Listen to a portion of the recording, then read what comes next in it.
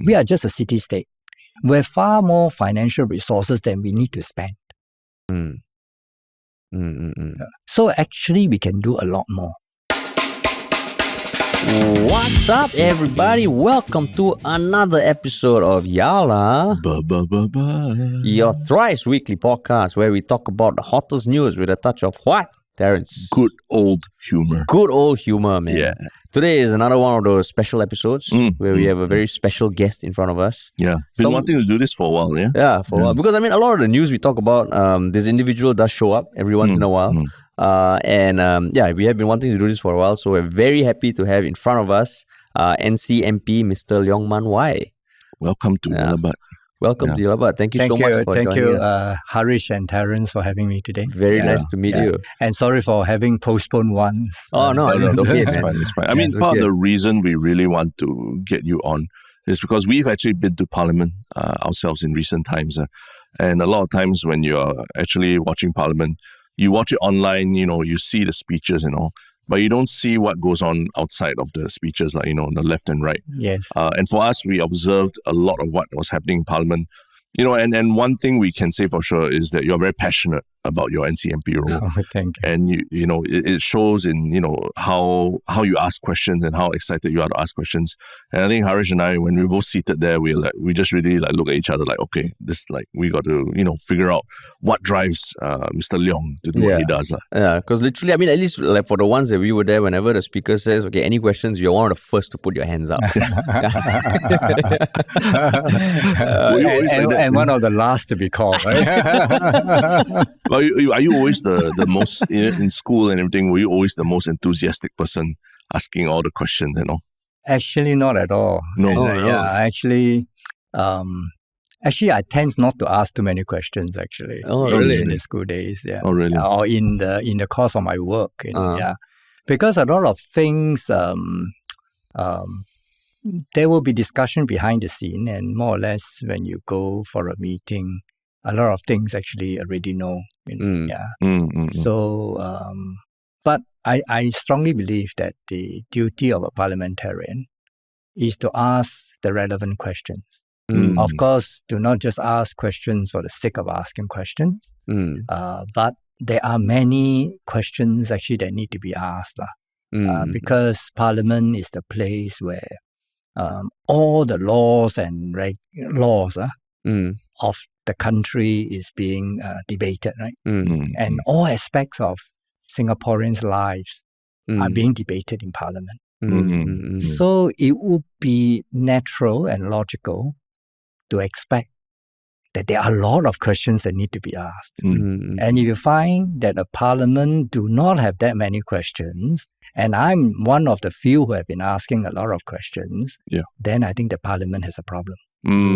But did you always have an interest in politics growing up? Now when you look back, or because you have spent time abroad, you've spoken about your time abroad, how it has shaped your views, but was there a turning point for you, or it was a gradual thing? I always have interest in people and society. That's why I pursue a study in economics, right? Which is a study to understand how to make society a better place for everybody, especially the economic activities, because economics decide, the living standard and all that, So I've always had an interest in society, in people, and I have the good fortune, lucky, to have lived overseas many years also. In total, I lived almost 18 years overseas of my life, 18 years of my 60 years of life, so there's quite a lot.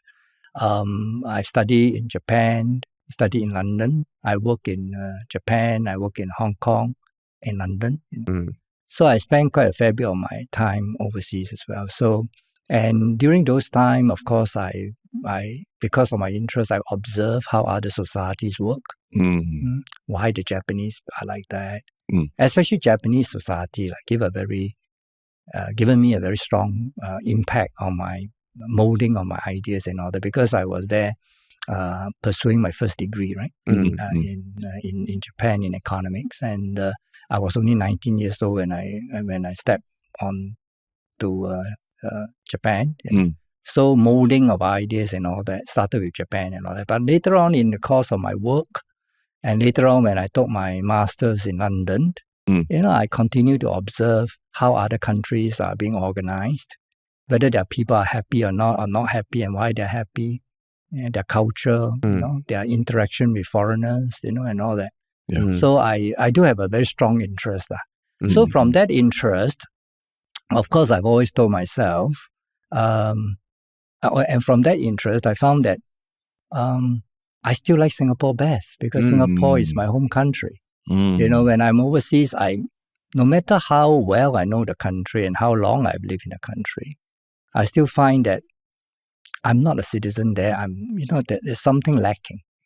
So I've always had the yearning to come back to Singapore. So in the late 1990s, I came back to Singapore with my family from Hong Kong.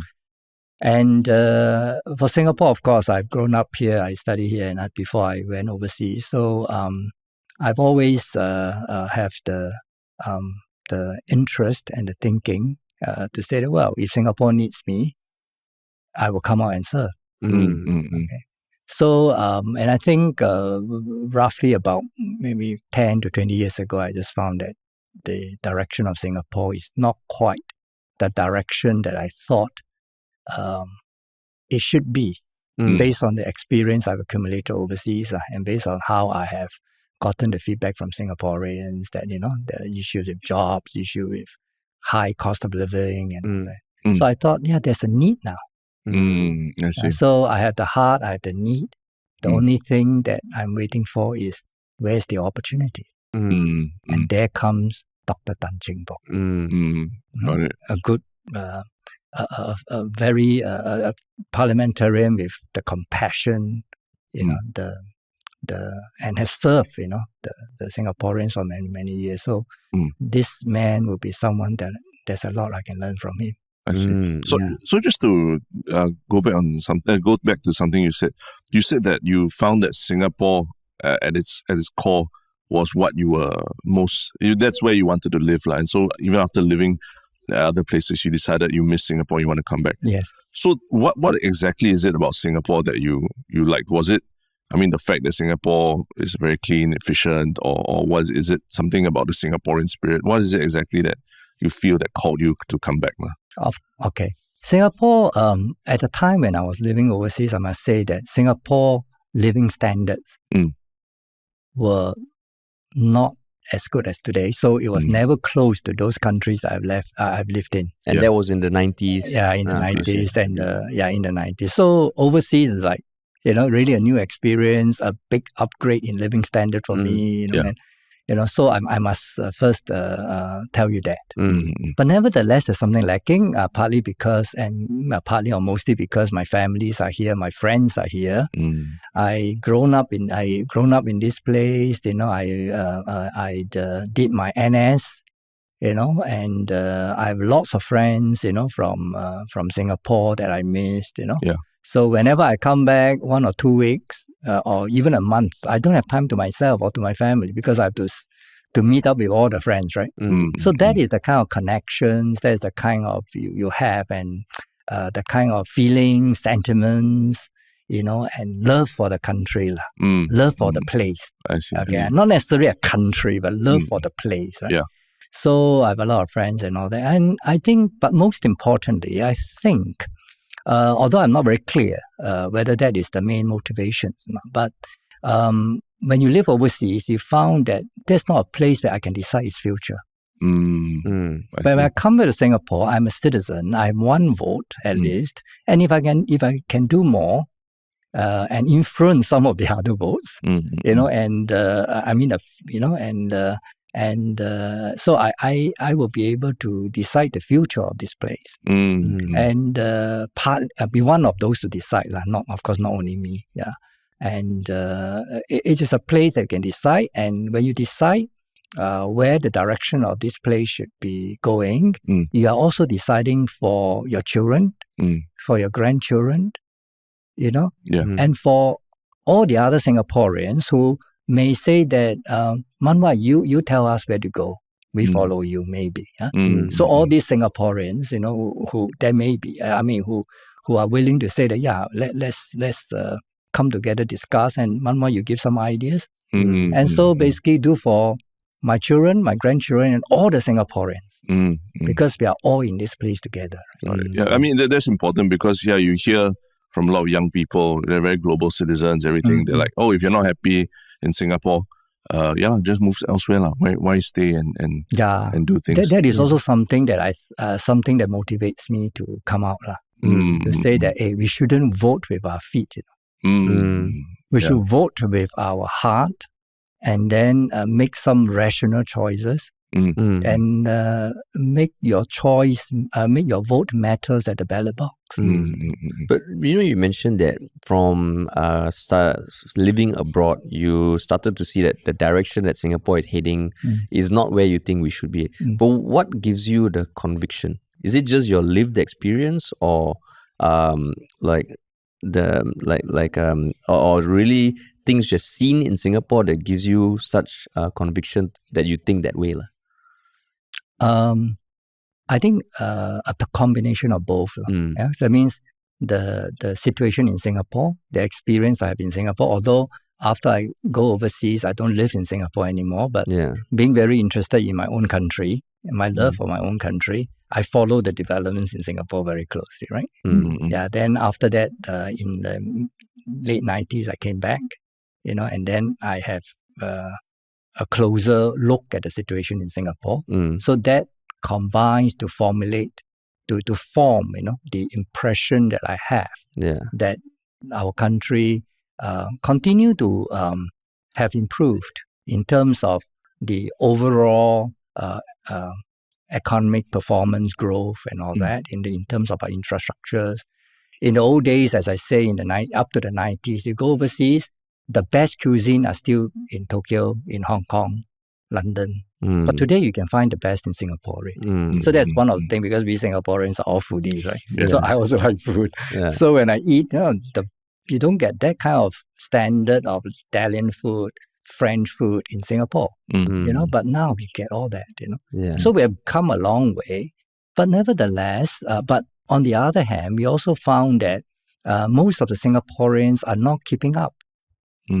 So even I can enjoy that kind of standard of living, that kind of international experience, world standards. Not all Singaporeans, in fact, a lot of Singaporeans cannot afford that.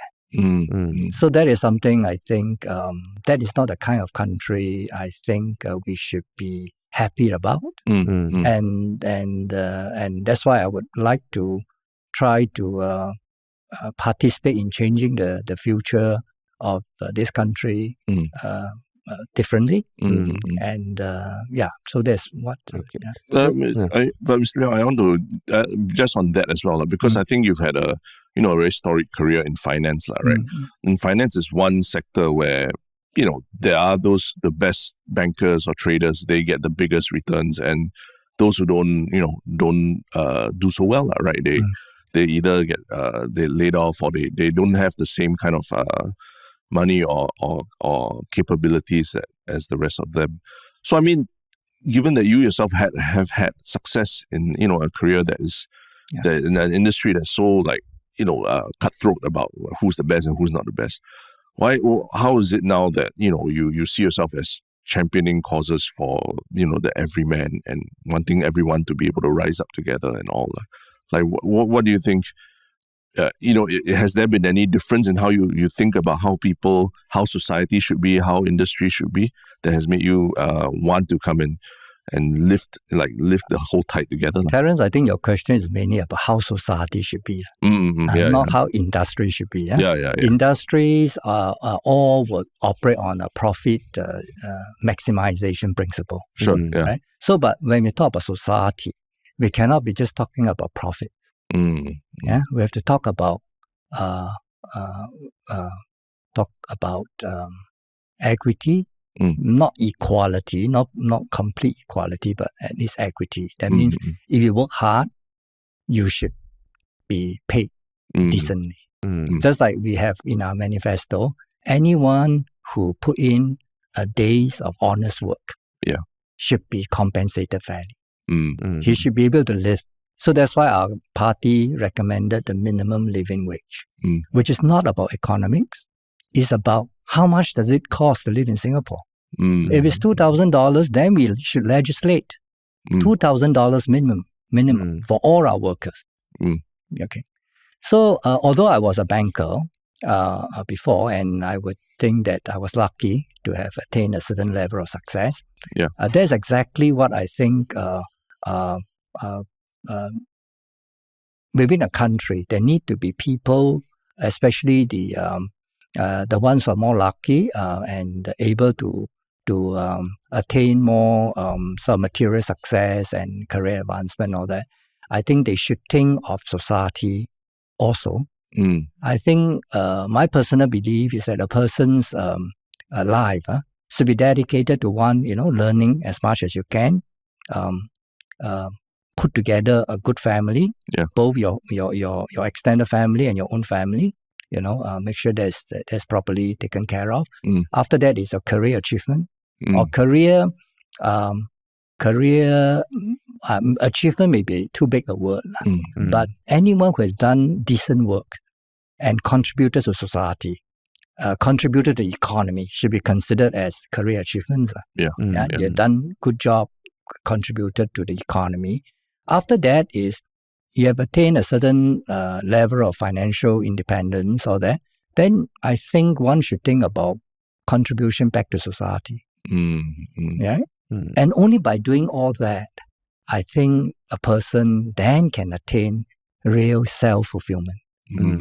Which is also included in our latest social compact released by Prime Minister designate Lawrence Wong, right?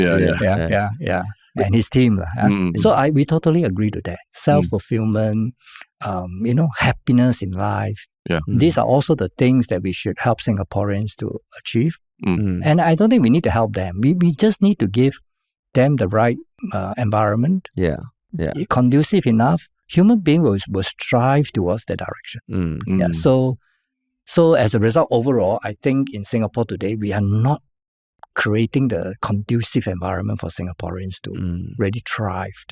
But like, how do you balance the being idealistic and pragmatic? Because everything you're saying, I totally agree.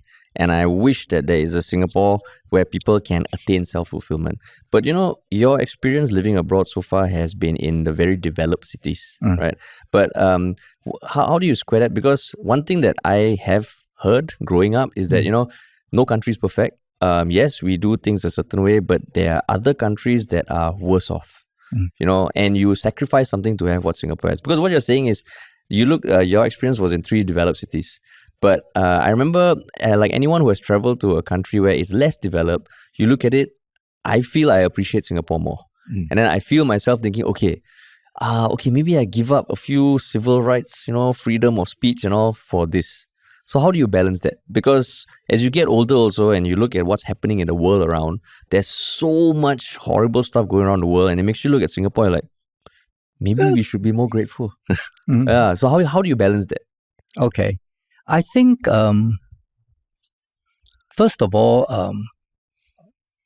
every country has its own endowments, meaning has its own advantages and disadvantages, more advantages.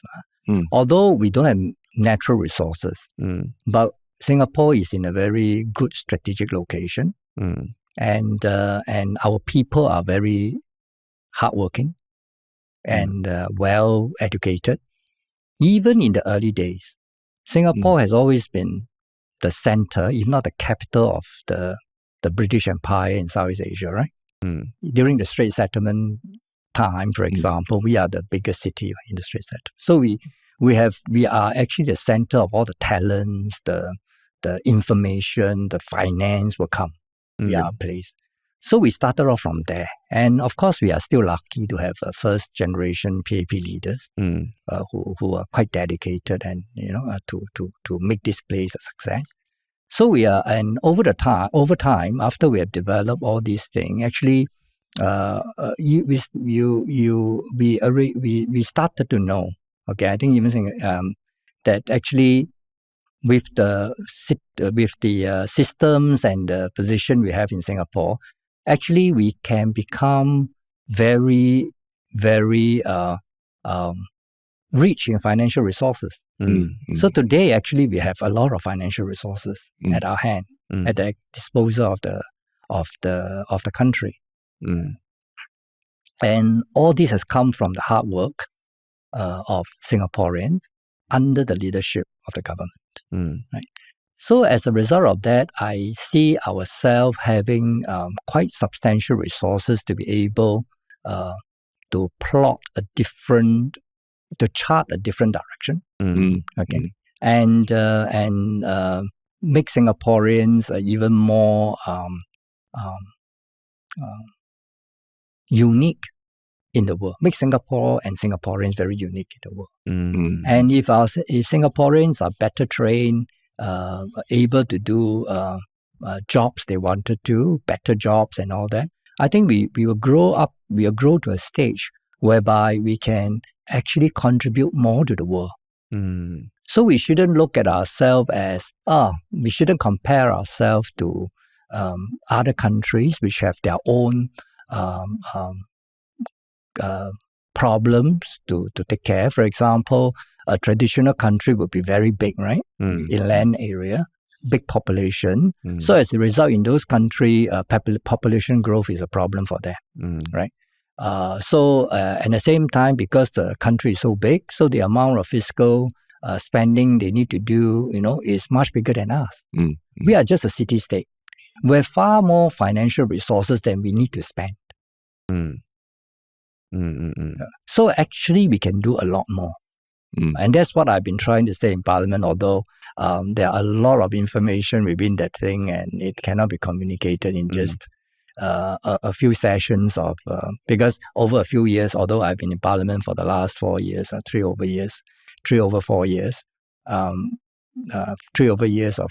but there are only a few occasions where I can actually expound, what I believe very in detail, right? In the form of full motion, right? So a few full motions cannot say everything. But that in essence is what I'm trying to say. That we have a lot more resources that we have. I can describe a bit more as to how those resources are being accumulated than we need. Because Singapore, we don't need to build a road that leads to nowhere, that serve only one village of 500 people. But many other countries need to spend that kind of money. And you see the amount of wastage. But in Singapore, we don't have that. If there's wastage, that means maybe we have awarded the wrong contract sometimes, right?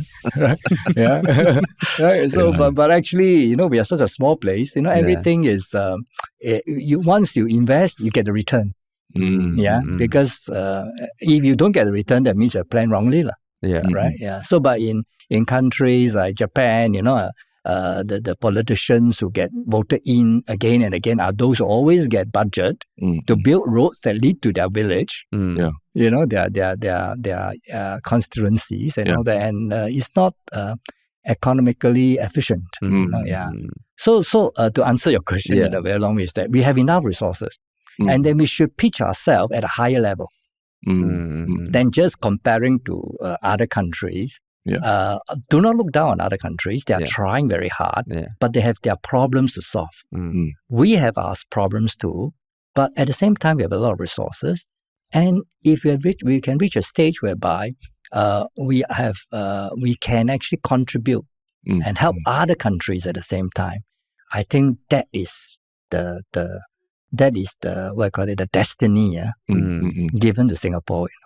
I mean, I think it's a very good observation that we don't have to compare ourselves to whether it's less developed or even other developed countries all the time and then say look at what we have and just be satisfied. So we can aspire to carve our own path. Yes. But at the same time, you look around the situation now.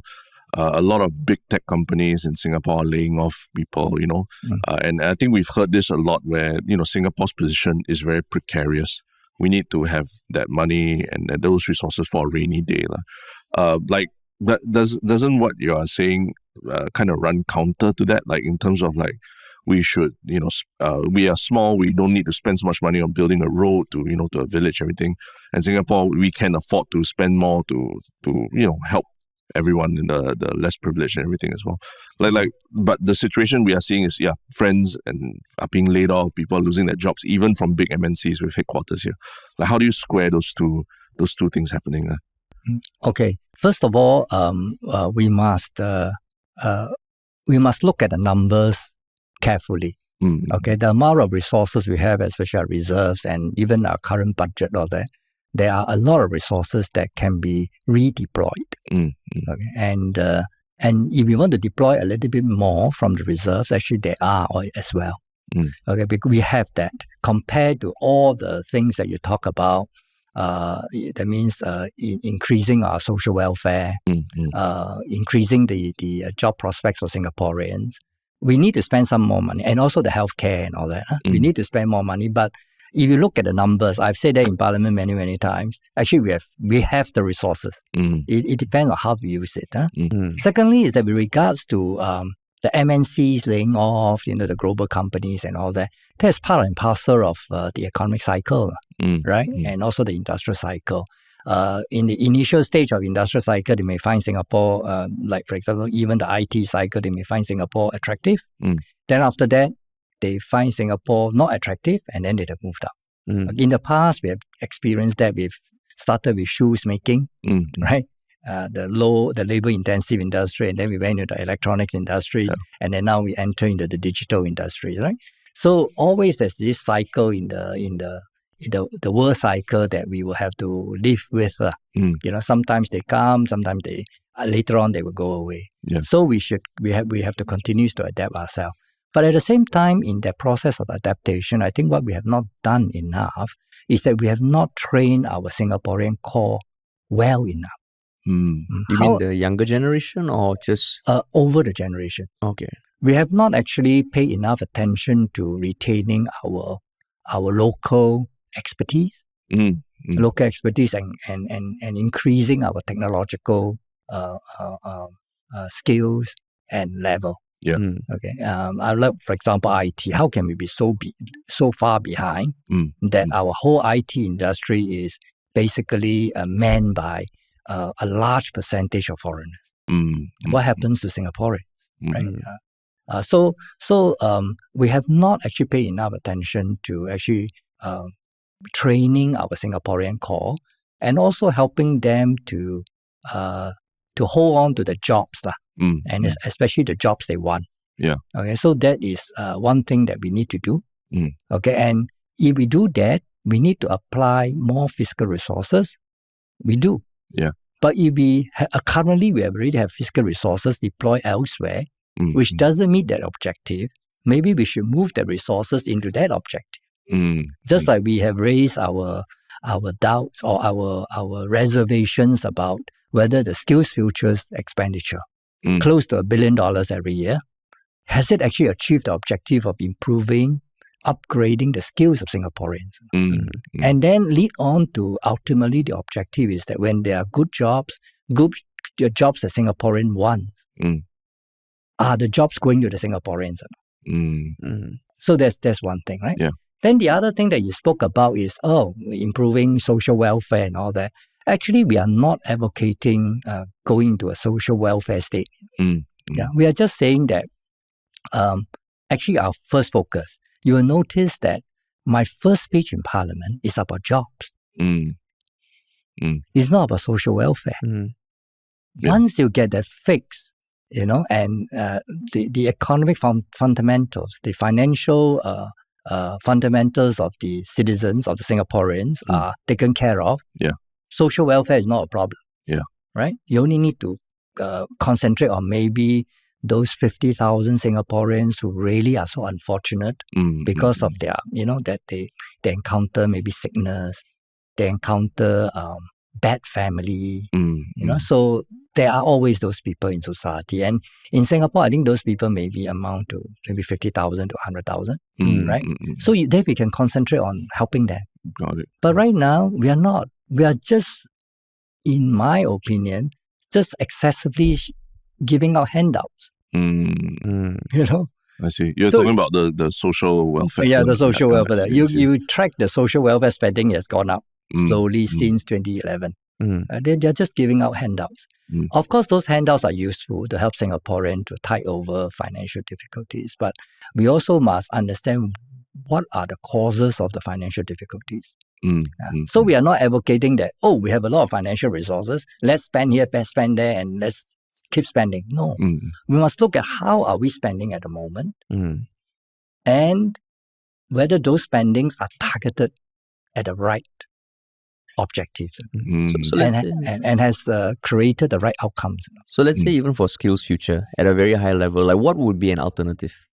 When you say we should train people better. Okay, I've spoken that in Parliament slightly, and that is when we have a sum of money to spend, like for example 100 million on skills. Okay, we want to upgrade the skills of Singaporeans. Then what I think we should do is like what what I've observed in Japan. The Japanese companies always training their people.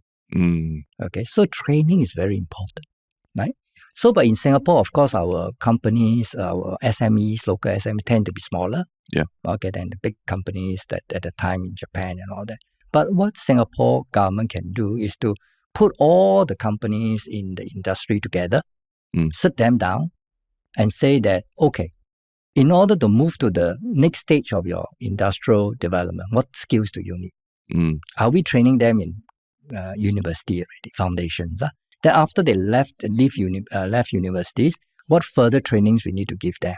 And then your current staff that are in your companies, what do you need to train them for before we can reach there? Yeah. And before you come and tell me we don't have skills in Singapore, as a result, we need to take foreigners. You must plan that together and say we need 50 million to train those skills.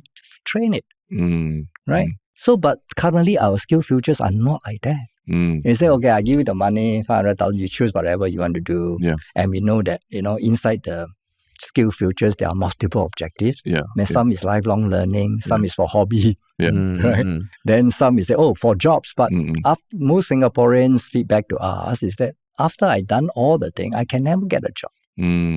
So as a result, Singaporeans get very disappointed, very disheartened, right? So what if I do all the training? I can't get a job anyway. The job I want. So it is important to target that spending in this way. Sit down and this actually NTUC, from what I heard in Parliament, is the NTUC has done to a certain extent under what they call the Skill Development Fund. There are a lot of all these funds, although it is our duty to learn all this stuff. But I must also confess that I am not very clear on some of the funds. But I heard that this Skill Development Funds is something along that line. And if you ask me, if we have another $1 billion in SkillsFutures, why not we put another 300 million into this skill development fund? Right? And plus, what you want to do is also to increase the incentives of Singaporeans upgrading themselves. So the incentives could come in the form of a different kind of job support scheme. Support Singaporeans who have upskilled themselves. After they upskill, instead of the company paying, government pay first. Say, you attained a master degree in engineering. Wow, good. But the company may say, first of all, the company must agree that there is a relevant course to attend. But after attending and pass, comfortably, the company may still find that, I cannot increase my productivity even though you got a master's. Then I think the government can come in and say, okay, I pay for him first because he has taken the effort to improve himself. And he potentially can do a lot more for the company and for the industry. So I'll pay him $500 more every month, maybe, for the next 2 years. But you, company, make sure you deploy him properly, increase his productivity, and on the third year, you pay. For example, of course, these are ideas may not be very complete yet, but I venture to say that some of these are actually should be considered. And subject to further feedback from Singaporeans and debates in Parliament. I think we can put policies, we can change policies in that direction. Instead of just saying that, I have spent this money for the people already, but is this money spent we've have created the right outcomes. I mean, I do think, like what you're saying essentially is like SkillsFuture is almost dependent on the individual taking the course and learning and knowing what his next employer wants. But now you're saying we need a more concerted effort from industry to like sit down and say, hey, we're going to train people according to this scale. Correct. And then we know that these skills are important for their job, right? Correct. Whereas SkillsFuture is much more like you go and decide yourself what you need to do. Correct. I mean, I think that's something that we definitely should look at, in terms of industry. Because even for media, we work with a lot of freelancers, and in recent times, freelancers have sort of like, they're like, okay, if there aren't enough jobs like right now, like what do I do next, And as media companies, we're also like, what should you study or what should you do next to move on in your career? Also, at this point, I think there needs to be more discussion about what we all can do together. But I think it's interesting you bring up the example of Japan, right? For example, because the Japanese developed the economy, everything, but does it necessarily, in recent years, does it lead to a better quality of life for the Japanese, right? That they have very established structures for training, or they were, the economy did very well in the 80s, 90s and all. I mean, the 70s, 80s. But, we see Japan, similar issues that we're seeing in Singapore today about fertility rate, incidences of depression and all amongst people. And the economy also, right? The economy also now, not doing the best. So, does everything that we see being done in other developed countries, would it necessarily lead to a better quality of life for people in Singapore? In terms of increasing productivity or just in terms of like getting people to have better quality jobs, like what you're saying? Okay, like I say just now, every country has a different set of conditions. We cannot just look at one aspect and then argue, for example, the TFR, that's one aspect. Okay, sure. But there are other reasons, for Japan also have a TFR issue and all that. But the Japan TFR issue, to put things in context, the TFR is still around 1.5, I think. Right? Ours is already 0.9. Yeah, I think there's a burst still above 1. Yeah. So, but of course, the replacement rate is 2.1. Yeah. So, all developed countries, you can't help it. You will be below 2.1. Because the people, when they get higher standard of living, they are part of their self-fulfillment. They will think, that is a big responsibility to have children and all that. So the birth rate will definitely go down. So, but we should aim to maintain 1.6, 1.5, 1.6. So if you ask me, the policies that we want to propose, hopefully in the future when PSP is in Parliament, is to maintain 1.6. Yeah. Right? How do we maintain? And then after that, from 1.6 to 2, that's maybe we need immigrations and all that. Yeah. But it's that 1.6. So I mean, that's just a digression. So in terms of again, every country has got their own economic development problems. So Japan has, as a developed countries, of course, they have gone through a different kind of adjustment that from us. Yeah. Okay. They are very developed in technology in various kinds. So because they're competing with the world class, so of course in the last 20 to 30 years they have in a way they couldn't find the right direction. So they are actually tackling a different set of problems. Yeah. And partly, and some of the lessons that are relevant to us is that they are still suffering from the property bust. Okay, in the in the early 90s. Okay, and from there, the other thing that I may want to raise about Japan is that about Japan is that their political system is actually still quite rigid. And the control over the economy by the bureaucrats is actually still quite very strict. So that the common understanding is that that has actually affected the entrepreneurship of Japanese, and also their society or that, So that's Japan. Yeah. But in Singapore, I think we haven't even reached that kind of level. Yeah. We should just start from the point from the level where what are Singaporeans doing today? Yeah. What do you think in Singapore we make the most money? What kind of things we do in Singapore we make the most money? Property. Asset appreciation right. and everything. Right. And from the economist point of view, too much participation in speculations and in finance is not good for the economy. Yeah, we won't say that hey, we don't want all this appreciation in asset prices and growth of our financial sector. We won't say we don't want it, but we don't want to encourage too much. And at the same time, after those sectors have grown, we want to allocate resources back into some of the other industries that are that's got a, in my opinion, in my definition, a more input of skills and work. Like for example, oil and gas, right? Like for example, software development, all those things. So the basic in Singapore, one of the basic that we have to address in Singapore is that there's not enough attention being paid to improving the skills of Singaporeans. Back to my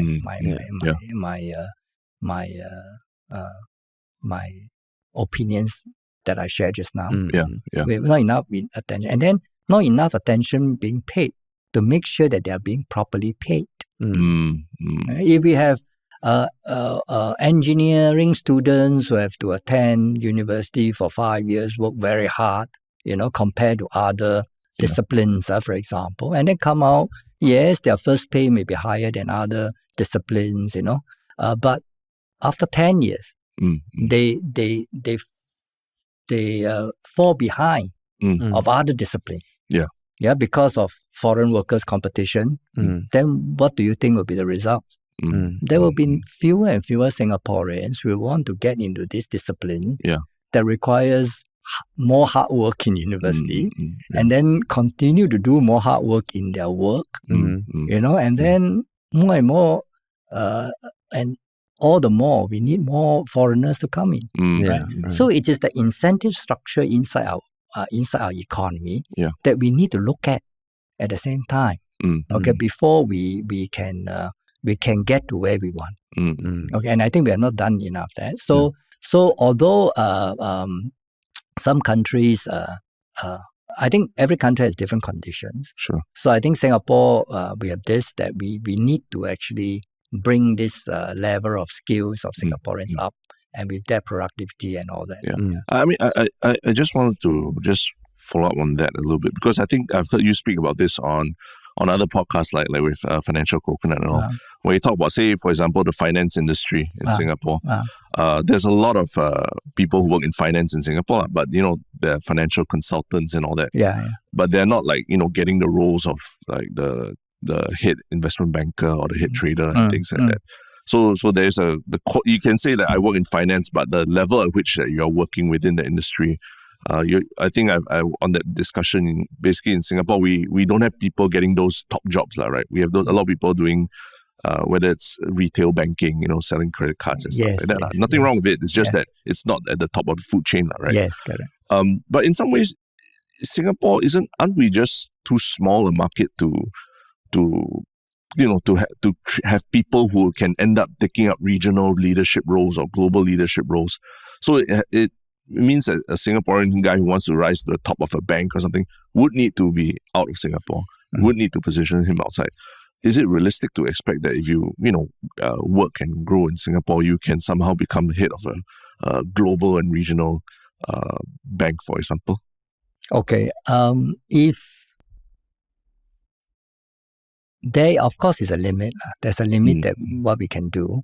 But I think we are too underdeveloped in the areas of higher value add finance. And that applies to all our industries as well. But finance is an industry that I'm more familiar with, so I can comment a bit more. Because in finance, there's a difference between, traditionally they are the banks. But the banks, the operation of the banks, many of the operations have been there for centuries. Or at least 1 or 2 centuries. They're very developed.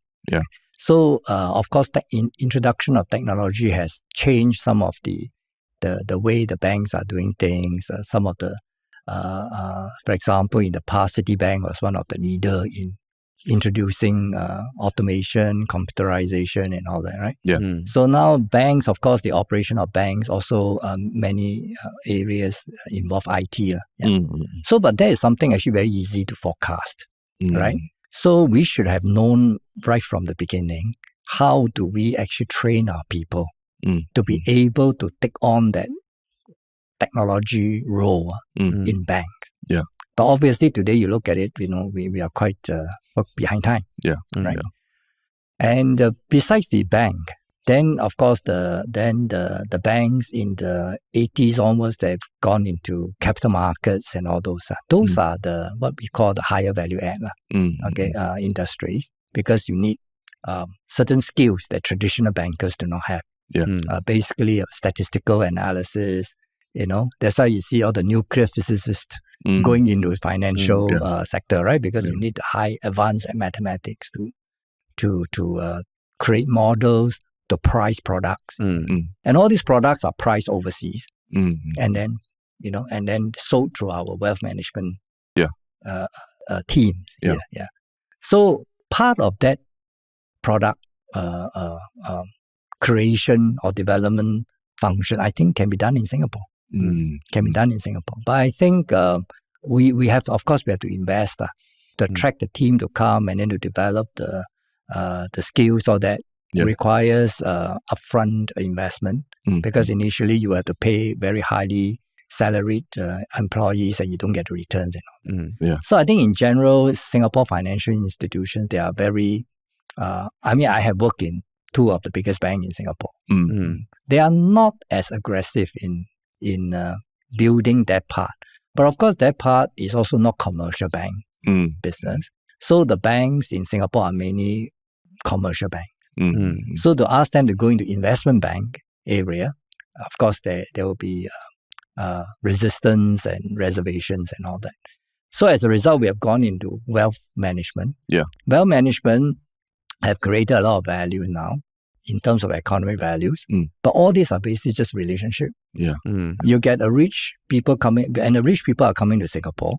So there's a natural supply of this business to our bank. So it's like a no-brainer. So I actually do not understand, and I've said that in Parliament many times, why do we need so many foreigners to head our wealth management in Singapore? Our locals get more than qualified to do all this work. Because this supply is created by our open door policies that the rich people comes in. We change our tax system, we change whatever many things to attract all these people, right? Number fourth in the world, most millionaires. Correct. So when we coming back to the theme that I wanted most to talk about is we have to upgrade our skills. And upgrading the skills is not difficult, not easy in Singapore, because we have a lot of other areas that can make a lot of money. Without actually upgrading your skills too much. The best thing in Singapore to make money is to have the relationships rather than the skills.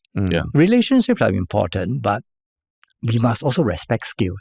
So, but then, like what you're saying, let's say for just assuming that the people we get in, the senior roles who are foreigners, they get in assuming a meritocratic process. They get in because they're more qualified. So are you saying that the investment in training locals, training Singaporeans, there will be almost a dip in output and we should brace for that?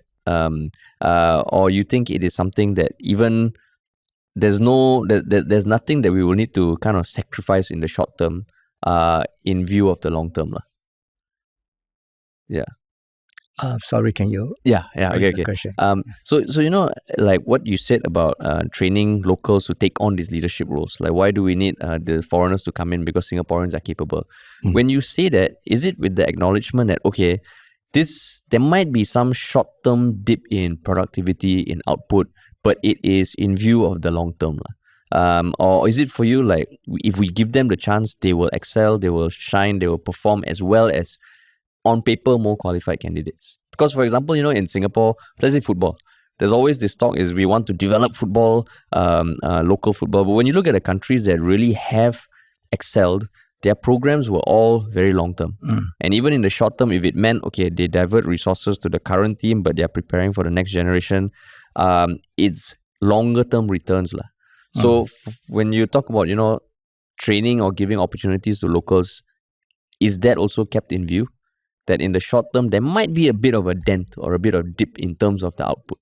Yes, that's why in history, you look at history, every developed countries, after attaining a certain level of economic development, they will go through a slow growth phase. Why? Because they are not rampantly bringing in foreigners. They are waiting for their citizens to catch up. Right? So that's why Europe, very often this country becomes the sick man of Europe, that country becomes the sick man of Europe and all that. There are all these cycles. Just like now Japan is going through that for the last 30 years already. They couldn't adjust to the digitalization as well.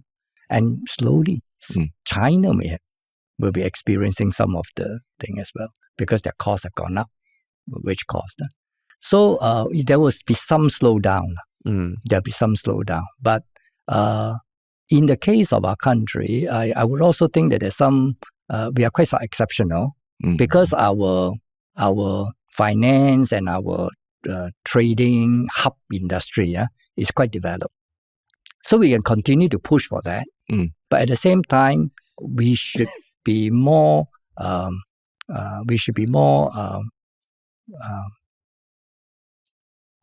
plan more in allocating more resources to develop our local skills and technology area. And to encourage people to work. In those areas. Those areas that even foreigners don't come. Even COVID, my factories are still running. So then does that include the more blue collar work as well? Or are you focusing more on the skilled jobs? Like, even though every job requires skill, because if we want Singaporeans to do every job in Singapore, is that what you're getting at, or more of the skilled job? More of the skilled job. Skilled job. Yeah. And then I think going forward, there's no such distinction of white collar or blue collar job already. Or you don't think there'll be a distinction? There will be distinction. There'll be just a distinction about those people who are doing some of the essential services. And the essential services are a bit more labor intensive. But they are not blue collar as in what we have in the traditional sense of the word. It's no more factory. Factories are all going to be automated. So, but it's the domestic service industry. If you call that blue collar, then it's blue collar, the essential workers and all that. So I, because we talked a bit about wealth management and bringing in wealthy people in Singapore. Yes. So when you see Singapore today, with all the glitz and glamour, F1 and everything, events coming in, rich people coming and in their yachts and for big events or concerts and all that. Do you think that's a good thing for Singapore? That Singaporeans see, there's F1 going on in the middle of the city. I can't afford the tickets, but it's important for our economy that this is there. Do you think that's how Singaporeans should look at it, or what do you feel about the direction that Singapore is going in terms of our image as a city, as a very prosperous and fun city to visit? I don't think I'm not against those developments. Okay, as I say just now, all these big events and finance, hub, all that we should continue to develop. That is to our advantage. We shouldn't be throwing away our advantage. But I think currently our policies have an overemphasis on hub economy, big events, bringing the rich people, and there's not enough emphasis on what happened to those people who do their job every day, work very hard, and only earned 1/10 or 1/100th of what these people are earning. Yeah. So we have to encourage them to upgrade these people who are doing real work. Or we don't say real work, like everyone is doing work, but we're doing a different kind of work. But because of the market economy today, they are paid much less. Okay, and they also face competition from foreign manpower. So how do we encourage this group of Singaporeans to upskill themselves, and then at the same time while they're upskilling, make sure that they're paid decently. But I think we have to encourage this, and of course, this is a whole set of things. That means from training, education, training, relevance to the jobs they are doing, and then upskilling, and then moving into areas that we can actually develop more and more higher value add industries. Because if you cannot develop the higher value add industry in Singapore, then all this upscaling is also useless. Right? So like in what you just said recently, and even some of the more speeches you've given in Parliament, you know what you refer to about Singapore attracting rich people, or certain sentiments towards foreigners taking jobs, right? Do you find that sometimes speaking that way or using those sort of phrases can stir up some sort of sentiments towards those groups that might be unnecessary or unjustified?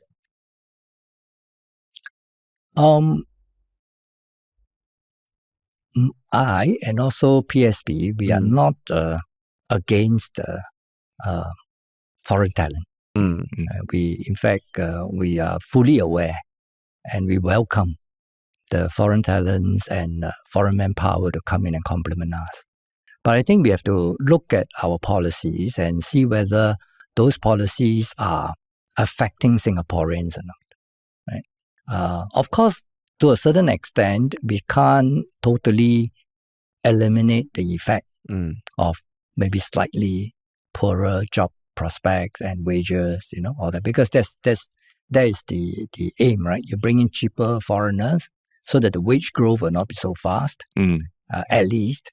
And then the companies can slowly increase their productivity and survive in the longer run, right? So that's the whole purpose of all this, in my opinion, as from someone who is trained in economics. That's the way I look at it. But then if you do this too fast, then the effect will be much bigger.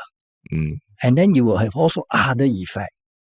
Okay, that if the foreigners are coming in too fast, then our workplace will, the dynamics of the workplace will change. Right? But I have worked overseas many years, so I understand what is an international workplace environment. Right? So we are definitely not against, and we want to actually some policy changes so that we can create a real long-term win-win situation. Okay, whereby because if this continues, then our workplace can become a bit toxic. And when we become toxic, then how do we increase our productivity? Right? So really, in that sense, because there's no unity even within the workplace. People some are angry with one another.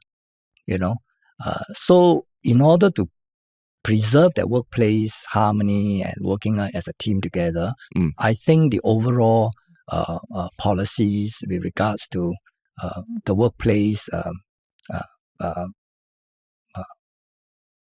with regards to like foreign manpower and Singaporean core and all that, I think we need to continue to align.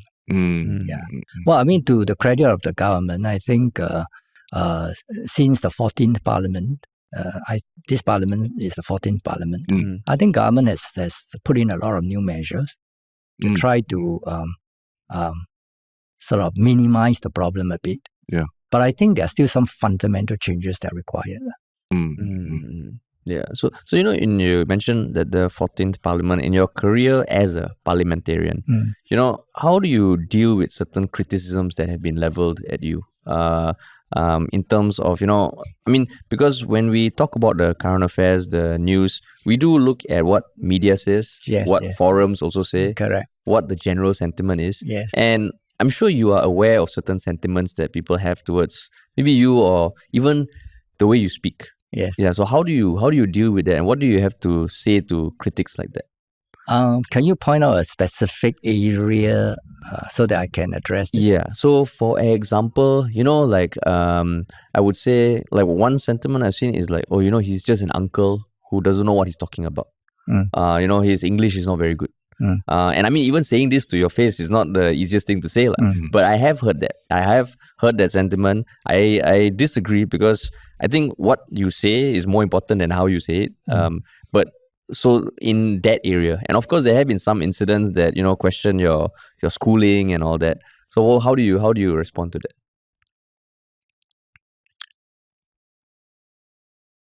One approach I've adopted is that I cannot be responding to all the criticisms, but I will try to improve myself continuously. Yeah. As I've described just now before we start this podcast, it's just not easy to actually improve yourself in the parliamentary environment.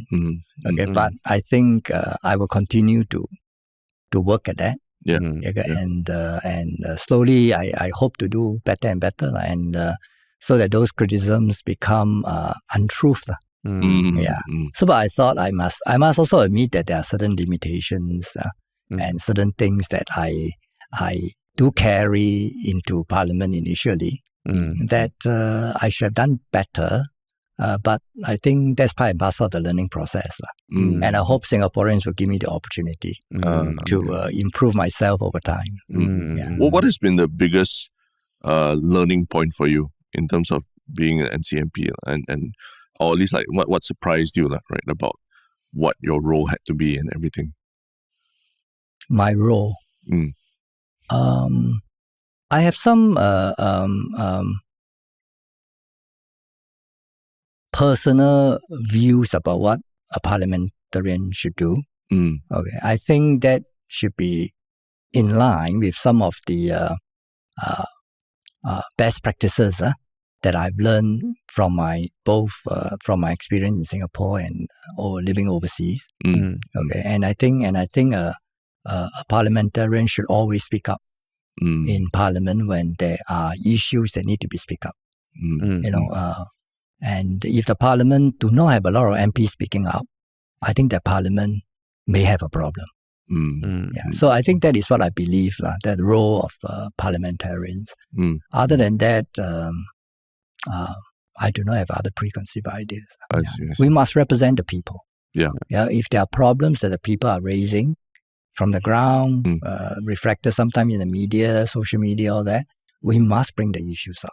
And when the government put up bills that we think that based on our lived experience and feedback from the ground, and the aspects that are not favorable, will not be well received by the people, we must also make that known.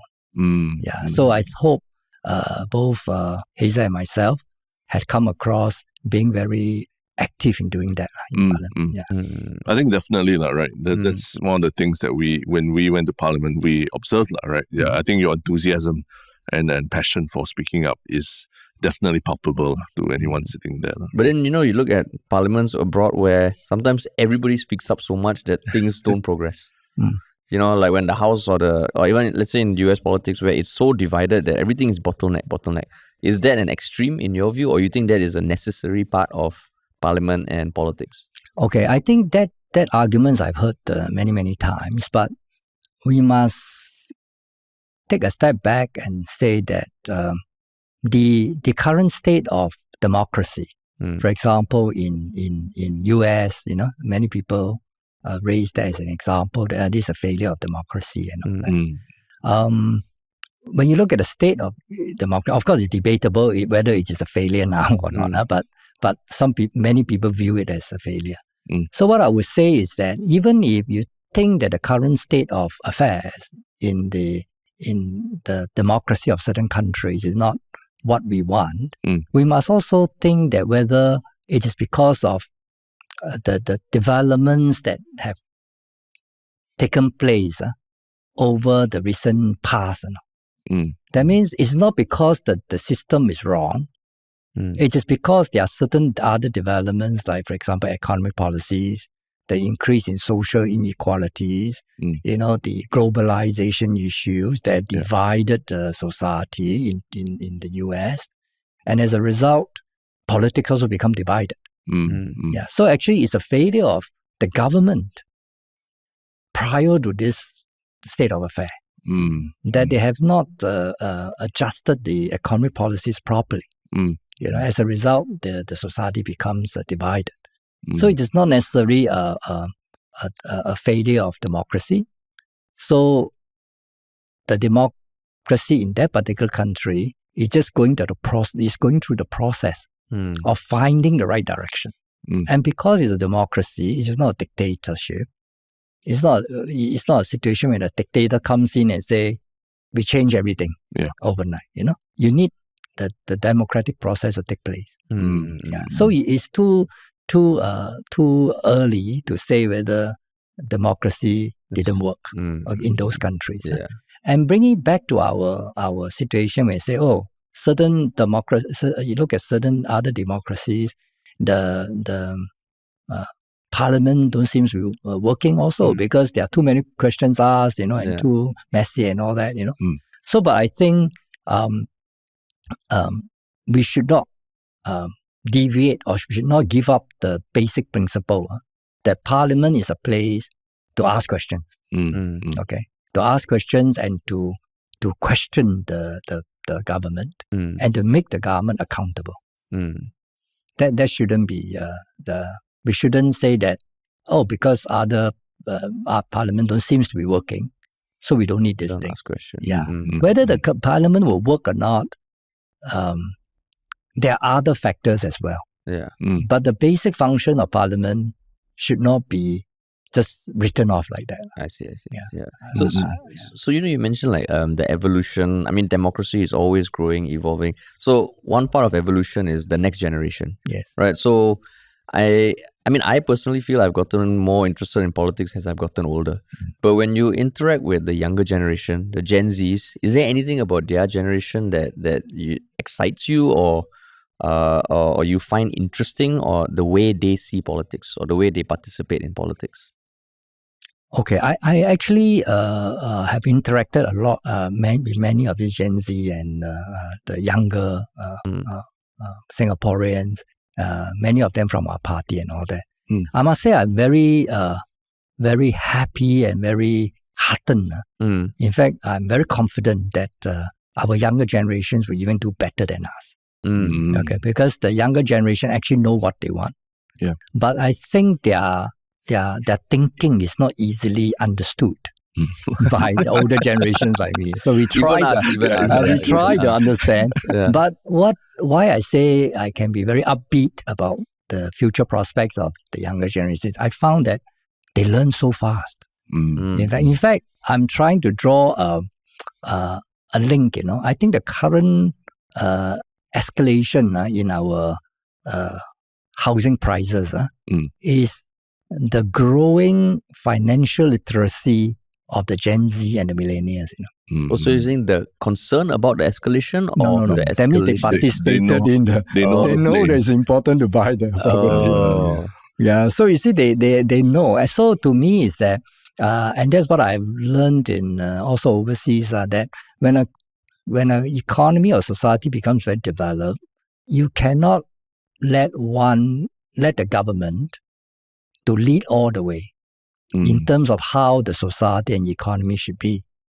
What the government should do is just to prepare the ground and let the millions of seeds on the ground to grow on its own. They will be able to find their way. But you must make the environment conducive. Like, for example, you want to develop IT, then we make sure that we got a lot of money, right? Make sure that we spend the money and build the best best infrastructure, right? With the fastest speed, internet speed, so that people can use it to develop whatever they want. But what about when things like that go? Maybe like, I know, like growing up, I knew life sciences was going to be big. Singapore invested a lot in bioengineering, life sciences, but doesn't seem like that panned out. And correct me if I'm wrong, but when there are movements like that, initiatives like that don't pan out, is it for you part and parcel of trying to be innovative, or that was not calculated enough, or the risk benefit wasn't calculated enough? I think what we have tried to do is to adopt what we call industrial policy approach. That means we identify the star industry and then we try to develop the star industry. And that's something I've learned in Japan after the 80s, after they've developed the electronics industry. They found that they can't develop the next industry. Okay. Even they tried the life sciences in Japan, or that they find that you just don't have the critical mass to put everything together, right? So, like what I say just now, the future is in creating the right soil, the infrastructure for people to take initiative, and not the government coming in to tell people, "Oh, this is the way, and I give you the money, and you do this and do that." Not so much of that, but to really put in the infrastructure so that people can take advantage. And take advantage is the word. Take advantage means government put money in, but government don't get the return, but allow the citizens to take advantage of it. I see. Yeah. So generally an optimistic mood about the future. I guess young people. I think the young people would be able to find their way. We will not know what will be the industry that make us strong 20 years down the road. We have missed out a lot already. So it's proof that the central direction in trying to direct industries is not really the right way to go. I see. You can facilitate, but I think we should not provide too much financial assistance directly to certain companies, but just to build the infrastructures. Build the platforms. And then if you need, then basically on the industrial basis, if the particular industry needs certain things, then the government can come in and then put in the investment first. But after that, you have to privatize the investments. All those things. I see. Okay.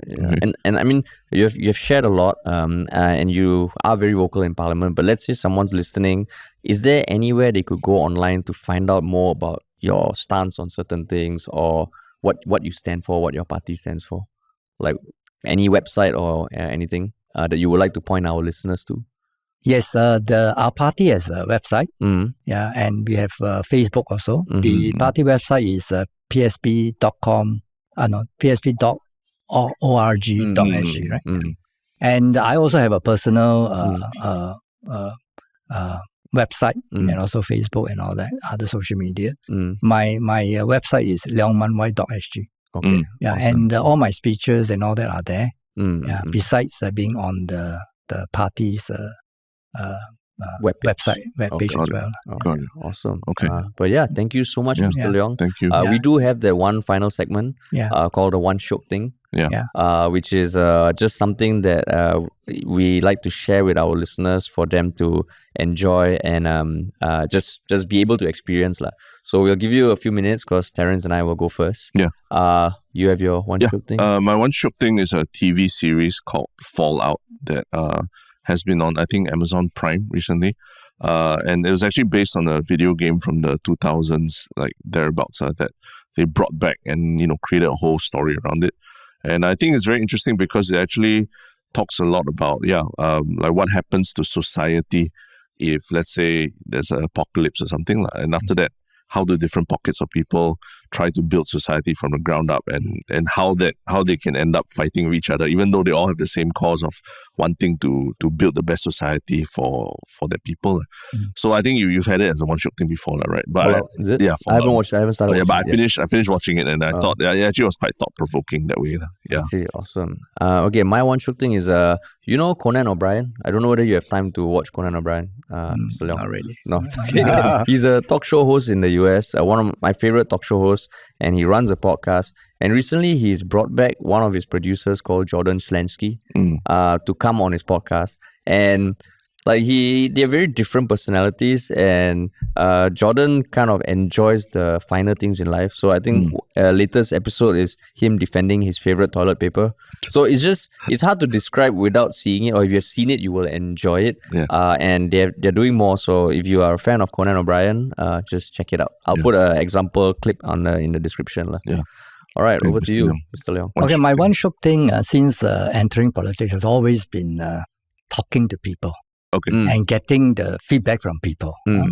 So the one Shiok thing that came out just yesterday is when I took a taxi. Okay. And I start talking to the taxi driver. Of course, I'm very interested because we have this problem, right, about taxi decreasing in number of taxis in Singapore, and then the private hires is growing up, very fast. So I asked him about how is his livelihood affected and all that. So, and he very enthusiastically tell me a lot about all those things, and then he keep emphasizing that, actually I'm not interested in politics, and all that, but but my brother is very interested in politics, and he talked on for more than 15 minutes throughout the journey. And then only at the end, he said that, I think you should know all this, Mr. Leong Mun Wai. I was so surprised, because I would expect if someone knows me would say, oh, Mr. Leong, when I step into the taxi, right? So he said only at the end, 15 minutes, you should know all this, Mr. Leong Mun Wai. That's the twist. And then I said, how do you know I'm Mr. Leong? Oh, actually, I know you right from the point that you're running towards my taxi. So I had lots of this kind of experiences with different residents, and that is really something that keep me going. I see. Among all the problems I face in politics. I see. Even though we are small countries, politics is politics. Yeah. So interacting with people. Anyway, thank you very much for such an engaging discussion. And thank you so much for joining us. And hopefully we'll have you back in future. And thanks for listening, everybody. And we'll talk to you all soon. Thank you.